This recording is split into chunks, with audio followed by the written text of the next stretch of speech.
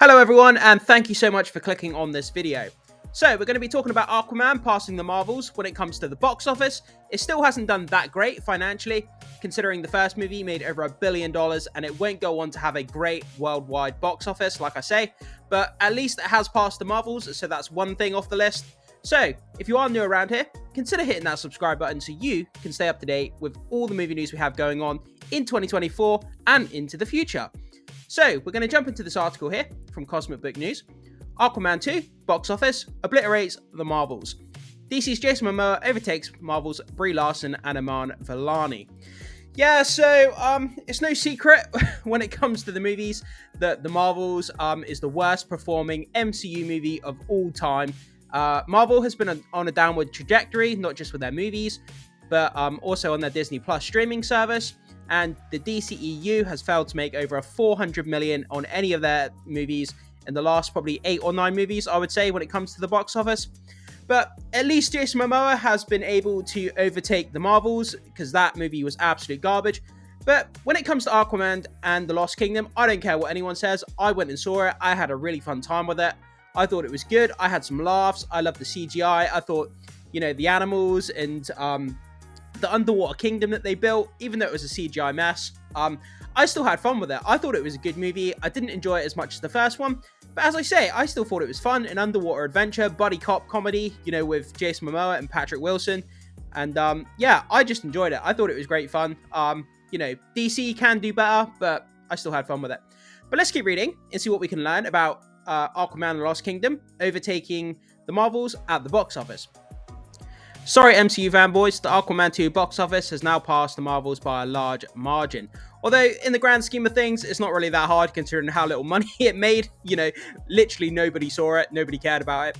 So DC's Aquaman and the Lost Kingdom is now up to $258.27 million on a budget of $205 million.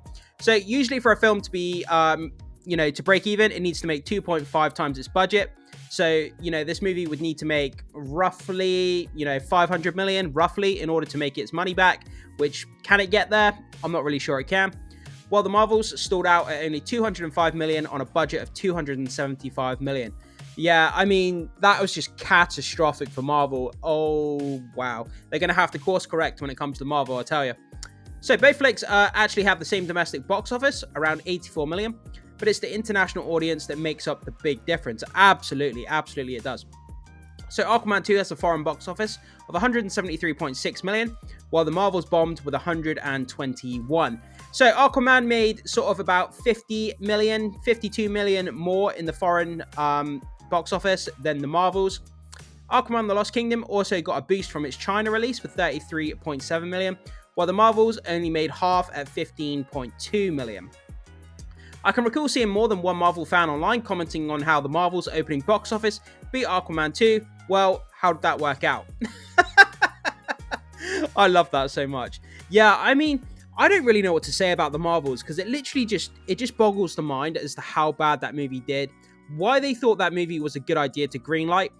So for the audience who hadn't seen the Disney Plus shows in which, Monica Rambeau and Miss Marvel had been a part of, then you would have gone into the Marvels thinking, who are these characters? I haven't seen their shows. I kind of feel like I'm left behind. And it also makes the audience feel like they need to do homework before they went to see the Marvels as well, which is one of its downfalls, I think. So Aquaman 2 only saw a 29.6 drop from week 1 to week 2, which is actually not bad. If a movie has less than sort of like a 60-65% drop, then that's really good. So the Marvels, its worst performing superhero movie of all time, had a massive 78.1% drop.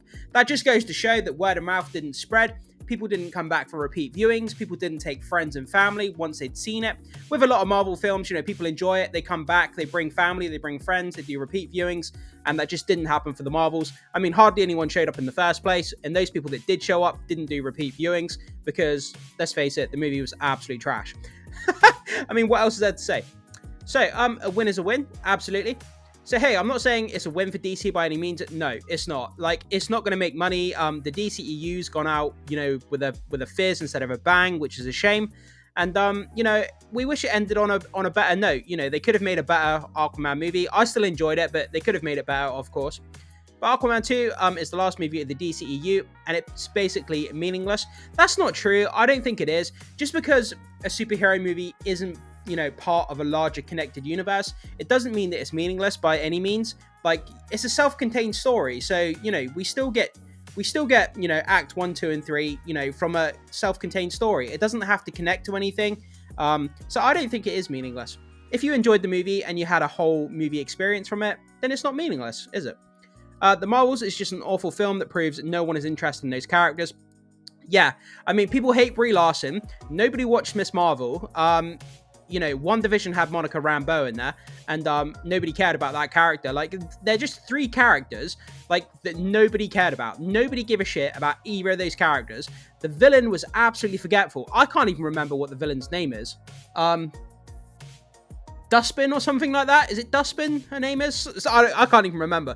But yeah, like a vanilla villain. The three protagonists were just, I don't even know what to say, guys. Absolute trash. Nobody cared about it. So Jason Momoa will continue on as Lobo in James Gunn's DCU. That's not confirmed by any means, so don't take that to the bank. Hasn't yet been confirmed. We don't know if that's true. Captain Marvel and Miss Marvel, if they show up again, it's guaranteed to be another ratings disaster. I don't think those characters are going to be showing up in Marvel for a long time. Unless we get to Secret Wars and they're kind of in there as, side characters, then possibly. But they're not going to be headlining anything for a long time. I wouldn't have thought so. So Aquaman The Lost Kingdom is now obliterating the Marvels on the dailies. Let's see below. So it'll be interesting to see exactly where Aquaman 2 ends its box office run. The Marvels, Disney called it quits less than a month after it opened. Yeah, that's absolutely shocking.